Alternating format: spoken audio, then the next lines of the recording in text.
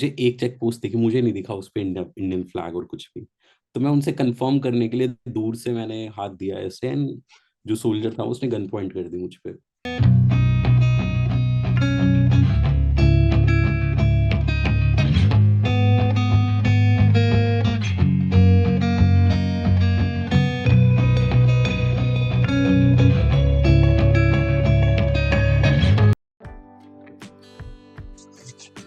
All right, guys. So we have Maxi Drift, Navneet, and let's start with and let's skip everything and just start with a amazing story that he has to tell us, where he nearly got lost near the China border.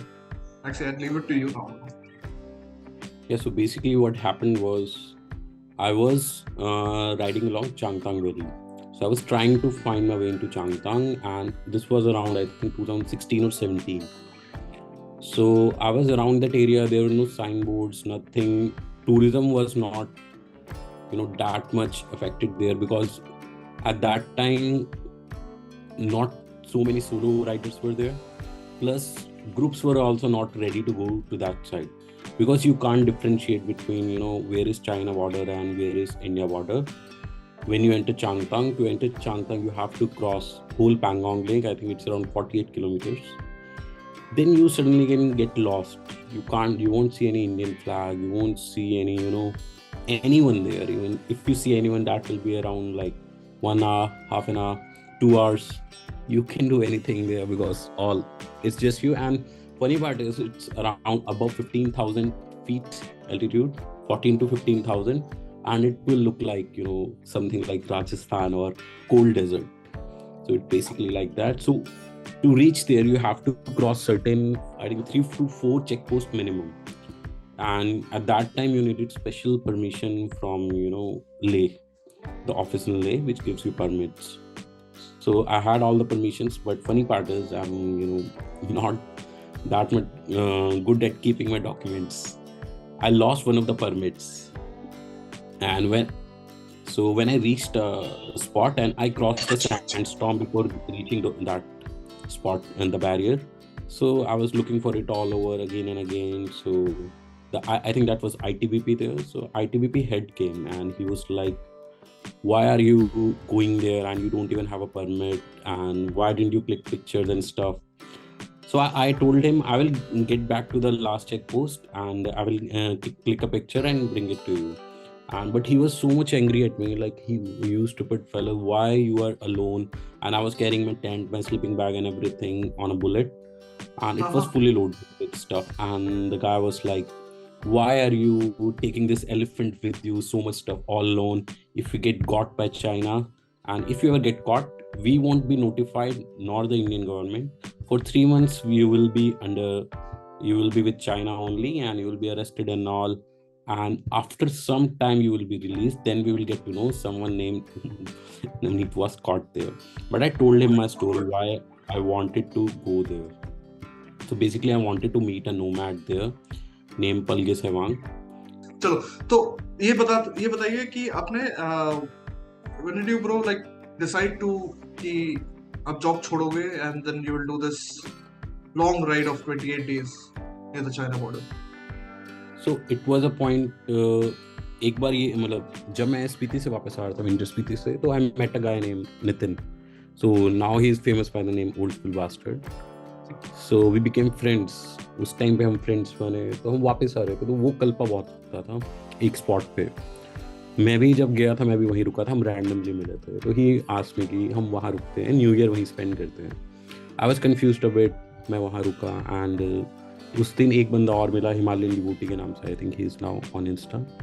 तो हम तीनों वहीं थे and there were no sign of snowfall. धूप थी बिल्कुल, कोई snowfall का चांस नहीं, लोकल्स भी मना कर रहे थे। एंड उस टाइम पे स्नो पड़ा था एंड हमने स्नोफॉल चेज़ किया था अपर और ऊपर के विलेजेस में जाके बाइक्स पे। एंड एट दैट पॉइंट मैंने डिसाइड किया था कि पता नहीं क्यों थॉट आया था कि I will leave it for now, I want to explore. अभी मुझे एक्सप्लोर करना है अपनी बाइक पे ऑल ओवर। तो उस टाइम पे मैंने डिसाइड किया एंड उसके बाद मैंने जस्ट प्रिपरेशन, सेविंग्स, एवरीथिंग वो सब स्टार्ट किया मैंने। दो मैं कॉन्टिन्यूसली राइड कर रहा था, इतना सेविंग नहीं हुआ। तो उस टाइम पे मेरे पास फुटेज लाइक गोप्रो वगैरह नहीं लिया मैंने, कुछ जस्ट राइड किया। मैं वीलॉग भी जान के प्लान नहीं करा, बिकॉज मुझे जस्ट फील लेना था, मुझे किसी और अपने लिए कर रहा था उस टाइम पे भी। तो उस टाइम पे मैंने स्टार्ट किया एंड प्लान यहाँ से बना कि मैं आईटी में हूँ, डिज़ाइनर हूँ। तो एकदम सही, एकदम सही। तो उसके बाद फिर मैंने जब स्टार्ट करा राइड, काफ़ी डिफरेंट था, क्योंकि पूरा loaded and from first day till the last day हर दिन बहुत डिफरेंट रहा। लाइक हर दिन कुछ ऐसा होता था कि आई वॉज ऑलवेज सरप्राइज कि मेरे पास टाइम नहीं था और कुछ सोचने को, कुछ ना कुछ different every day was like you wake up, सुबह उठे एक माउंटेन पास करोगे आप सीधा, आप लाइक 13,000 14 18,000 एनीवेयर, लाइक कि जो आइटनरी मैंने प्लान करी थी वो उस टाइम पे कॉमन नहीं थी। लाइक गोइंग टू हानले उस टाइम पे भी कॉमन नहीं था अगर आप पैंगोंग के थ्रू जा रहे हैं। एक तो वन डे रूट ले से भी है, आप ले से भी सिंगल डे में पहुंच सकते हो।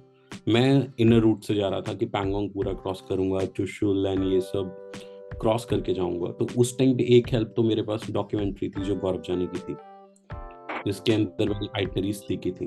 बट उसने उस टाइम पे भी जो रूट्स करे थे वो रूट्स वर लाइक अभी भी चाइना बॉर्डर से टच है, you can easily enter China via that, बहुत कॉन्फ्लिक्टेड एरिया है ये राइट पे फिर वो खोने वाला स्टोरी आपका कौन सा है जिसमें आप चाइना बॉर्डर के पास खो गए थे शायद, 2 घंटे तक कोई दिख नहीं रहा था?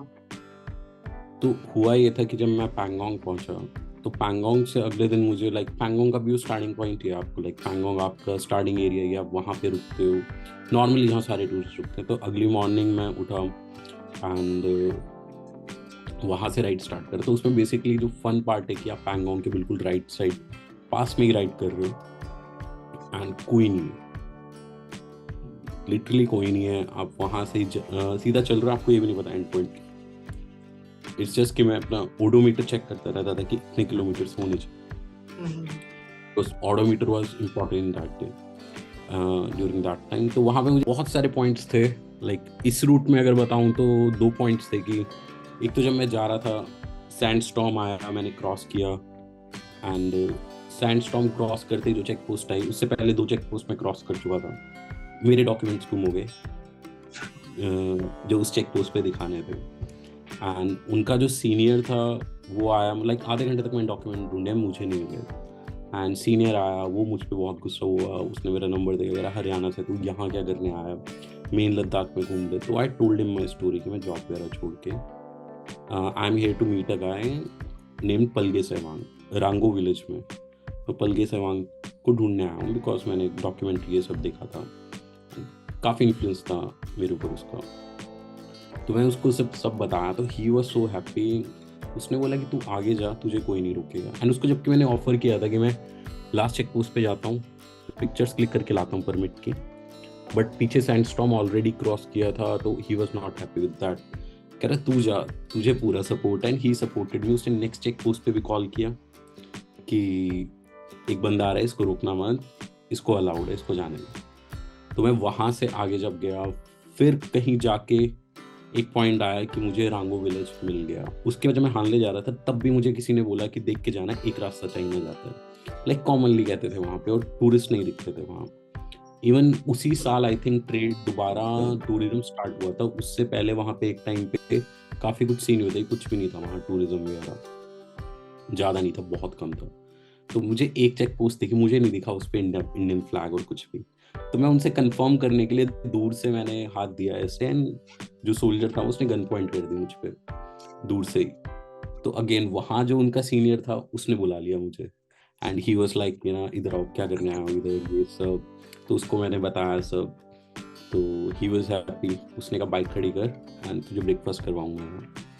तो उसने चेक पोस्ट के वहाँ अपना ब्रेकफास्ट वगैरह कराया, काफ़ी स्टोरीज बताई उधर की, उससे काफ़ी कुछ पूछा एंड ही वाज लाइक कि तुम्हें पैसे मिलते हैं क्या ये सब करने के? मैंने कहा नहीं। कह रहे क्यों कर रहे हो फिर? वो इसको कीड़ा बोलते हैं, इसको सब में हम लगभग सब में ये कीड़ा है, मौका मिलेगा तो छोड़ेंगे नहीं। करना है तो लाइक करने वाला scenario, but he was surprised. तो वहीं से फिर आगे की जर्नी काफ़ी रही। इससे पहले इवन स्पीति क्रॉस करना was something really you know risky at that time. तो बेसिकली क्या होगी, फर्स्ट डे जब जिस दिन मैं राइड से निकला तो चंडीगढ़ का जो मेरा ग्रुप था Thumpers cafe, they were also planning to go to Spiti, but मुझे सोलो की ट्रैवल की आदत है तो मैं एक दिन लेट चला उनसे ताकि मैं उनको डेस्टिनेशन पे मिलूँ सीधा। तो जब मैं वहाँ से चलता हूँ, डे 1 कल्पा रुका, डे 3 काजा रुका एंड डे 2 हाँ काजा रुका, डे 3 फिर हम वहाँ से जब चंद्रताल जा रहे थे तो मैं पहले चंद्रताल गया था एंड आई नो वहाँ पे स्लॉट्स बहुत जल्दी फिल होते हैं क्योंकि लिमिटेड कैंपिंग कैपेसिटी है, ज़्यादा जनों के लिए नहीं है। तो मैंने वहाँ देखा 30-40 राइडर्स का ग्रुप देखा मैंने। तो मैंने वहाँ से मुनीश पाजी जो लाइक थम्पर्स कैफे में उनको बोला कि मैं जाके बुकिंग करवाता हूँ एंड वो पूरा रूट ऑफ रोड है, you cross Kunzum and everything. तो मैं वहाँ से चला गया, 2 बंदे और पीछे आए थे बट मैं काफ़ी आगे निकल गया था, बुलेट पे था, आई वाज कैरिंग पूरा 1 महीने का सामान एवरीथिंग लद्दाख के लिए। आई वेंट फ्रॉम देयर, मैंने कुंजुम क्रॉस करा तो लास्ट 5 किलोमीटर को चंद्रताल वुड लेफ्ट एंड बहुत ही नैरो रोड है, इट्स नॉट दैट फार। आगे मेरी थी एक फॉर्च्यूनर यूपी नंबर, ये वैसे ये यूपी नंबर वाला कैंसिल कर। नहीं चलेगा, यूपी नंबर वाले के बारे में सबको पता है अच्छे से, मैं खुद उधर से ही हूँ ना, मुझे अच्छे से पता है यूपी नंबर वालों के बारे में। ठीक है तो वहाँ पर मुझे आगे फॉर्च्यूनर थी, यूपी नंबर थे, लॉन्डे थे उसमें and I was around 60 and वो भी इतने में था। But the best part is left side पे क्लिफ था, तो जो डाउन साइड पे लेफ्ट साइड पे, राइट साइड पे माउंटेन ही एंड मैंने उसको हॉर्न दिया साइड के लिए। तो I will ask you question अभी ना, क्वेश्चन का आंसर देना। मैंने उसको हॉर्न दिया, उसने मुझे साइड भी दी एंड इतनी साइड दी, उसने गाड़ी टेढ़ी लगाई, उसके पास मेरे पास जगह थी जाने की, स्टिल आई क्रैश्ड। कैसे? I had enough space to cross. Landslide हो गया तुम्हारे ऊपर? नहीं, तो कार वाला भी जाता। ये बात भी है, सर्दियां भी नहीं थी शायद कि स्नो रहेगा। नहीं समर। ये अजीब है यार। पीछे वाले ने दरवाजा खोल दिया।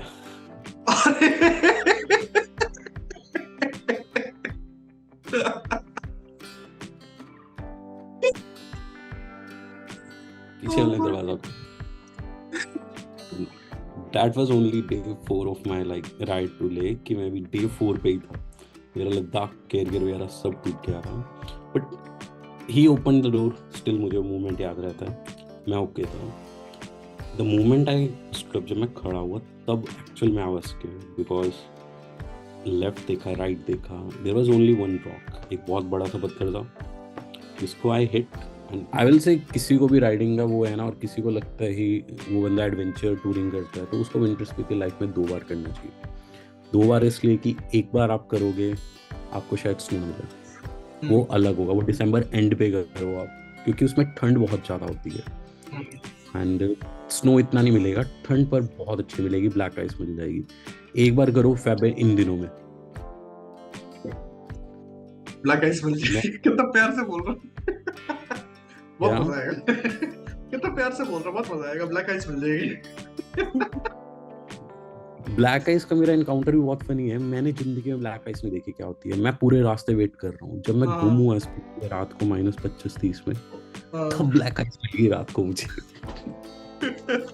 वो भी ये नहीं कि छोटा सा पैच, कम से कम 400-500 मीटर का पैच था। ब्लैक आइस का एक्सपीरियंस कैसा रहता है? मतलब मैंने सुना है वो फिसलता, बस ग्रिप मिलता ही नहीं है। पेशेंस चाहिए, बहुत ज्यादा पेशेंस ऐसे लेवल के चाहिए ना आपको, जितने आप काम हो उतने सेफ हो। अगर आप काम नहीं हो ना, आप हो रहे हो फ्रस्ट्रेट। मैंने ब्लैक आइस पे कम से कम 30 40 किलोमीटर लगातार चलाई है, मल्टीपल टाइम्स, एक बार भी नहीं। इवन अंधेरे में भी, एक्सट्रीम में भी एक ही चीज समझ आई थी, जितना आप कॉन्फिडेंट हो के फर्स्ट गियर में सिंपल 5 10 15 20 मैक्सिमम स्पीड दे दो, और स्टॉक टायर्स पे स्नो चेन वगैरह नहीं है तो गेम बदल जाती है। स्नो चेन है फिर तो काफी इजी हो जाता है पहले से, स्नो चेन से तो बहुत ग्रिप मिलती है, वो आइस को तोड़ती रहती है।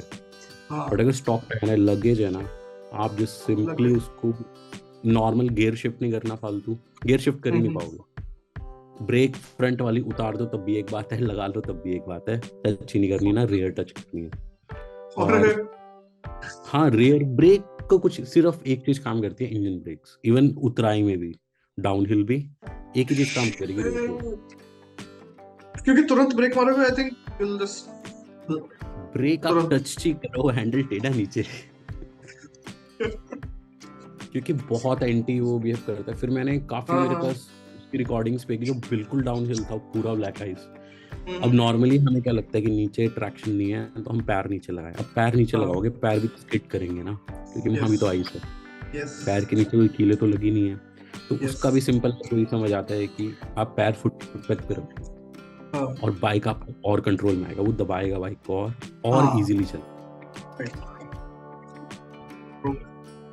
But black eyes is like patience.